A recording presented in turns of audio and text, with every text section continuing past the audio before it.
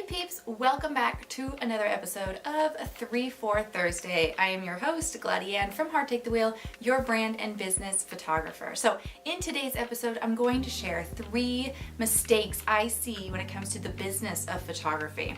So if you are a photographer or want to be a photographer, you're working at it, then this is a video for you, and I would love some engagement in the comments. So let's dive into thing number 1, and that is not supporting other photographers. Now this is especially true in the beginning. We are terrified, or we're scared, or we're fearful of supporting or even engaging with other photographers in fear that in us supporting them, they will be more successful than us. None of this is true, guys. None of this is true. In supporting other photographers, I've actually gained more business. What? And more opportunities to learn and grow and get referrals. So for example, if you are a photographer that is really good at this thing or has this specific style, then other photographers that you do work with, or you do style shoots with, or you just hang out with, or go to coffee with and have lunch with and just associate yourself with, they will know that about you. And so that makes them a perfect referral, because they're getting, photography clients all the time, or referrals or inquiries about, photography work. And if they're not a good fit for their client because they don't like what they want, like they don't like that type of photography, they don't do that type of photography, or that style doesn't fit them, and they know you who does fit that need, then they are totally going to send work your way. Not only is it great for, photographers referring photographers, and for opening up doors, like becoming parts of workshops and like learning and expanding your skills, and just like kind of getting together and be like, oh, I didn't know that my camera could do that, or just hanging out and learning and growing together. But it's also fantastic for your audience, because your audience sees this behavior. And so if they see you completely avoiding or even like talking bad about other photographers or whatever it is, then they're gonna pick up on that, and maybe that's not something they want out of their photographer. But if they see you supporting other photographers, referring work to other photographers, and sharing things that other photographers are doing, then they understand that you have their best interests in mind whenever you're working with them or referring them to someone else. They understand that you are the person to go to, and if you're not the right person, they understand that you are not going to just say yes just because you don't want another photographer to make that dime. So this is such a big deal. Supporting other photographers, it's not scary. I totally encourage you to not avoid other photographers. Go hang out, get involved in whatever's local in your area, make something if it doesn't exist, talk to other photographers on Instagram. It doesn't have to just be local. So like there's things like that that are happening that you can do. Even little things like that, like resharing opportunities that other photographers are putting in place, and a rising tide lifts all boats, that whole thing. It's not just a phrase, it totally is true. Mistake number 2, getting ahead of myself, that I see a lot of photographers in business doing is not treating their business like a business.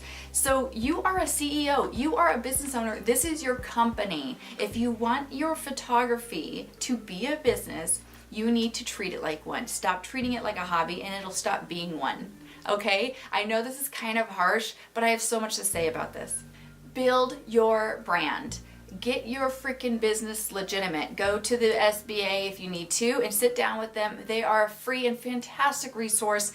If you don't have one local to you, go to their website. See if you can talk to somebody online or on a phone or something like that, and get in touch with the people who can help you legitimize your business if it isn't already. So I'm talking contracts, insurance, licenses, like getting things in place so that your business is legitimate. It's a huge game changer.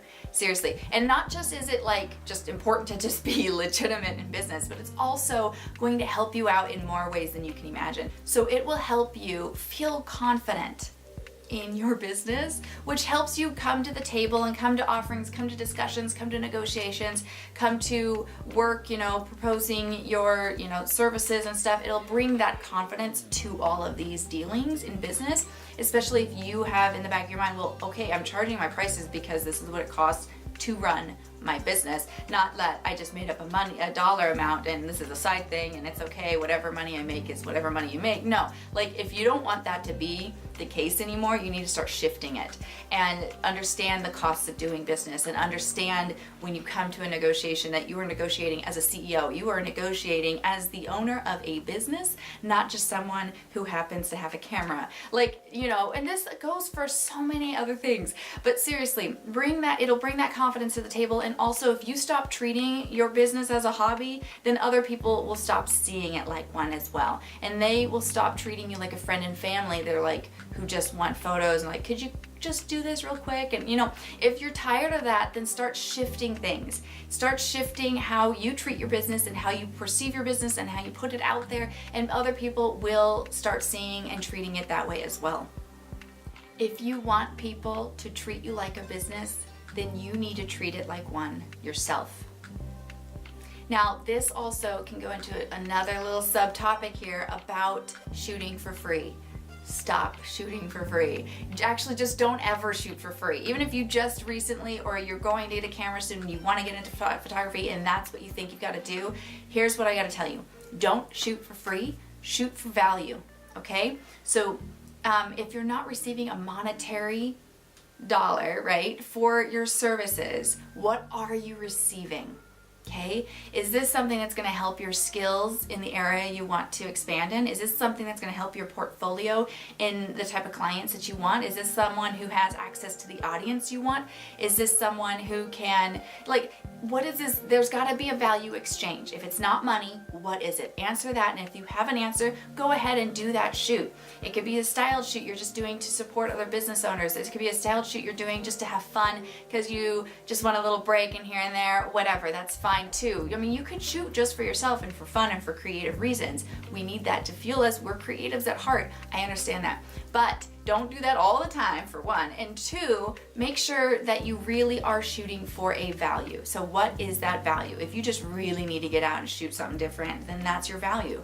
If you are like, oh, this person's an influencer, okay, don't just work with any influencer. Work with someone whose audience is your audience, whose audience needs what you have, whose audience can benefit from your value and from what you give your audience already. And like, so make sure you're being smart about the trade work you do, about the collabs you do, about the shooting you do. Make sure you're always shooting for value, whatever it is, whether it's monetary, business value, audience value, skill value. What is the value exchange? There has to be one. Don't just shoot for free and shoot everything and say yes to everything just because you're starting out. You can still shoot, I mean, for free as far as money is concerned, but what is the value? You still need something out of this.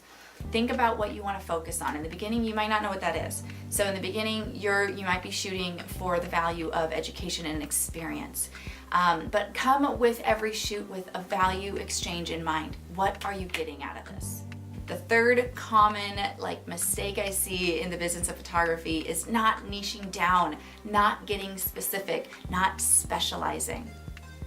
Especially in the beginning, we do this. We shoot all the things, right? And we are actually kind of scared because in our minds, if we shoot everything, we will get more opportunity, more business, and that equals more money. And in our minds at the beginning, that makes sense. And sure, in the beginning, when you have no clue what you want to shoot, what you're good at, what you're drawn to, who's drawn to you, then you don't know these things yet, so you do need to kind of shoot everything until you figure that out.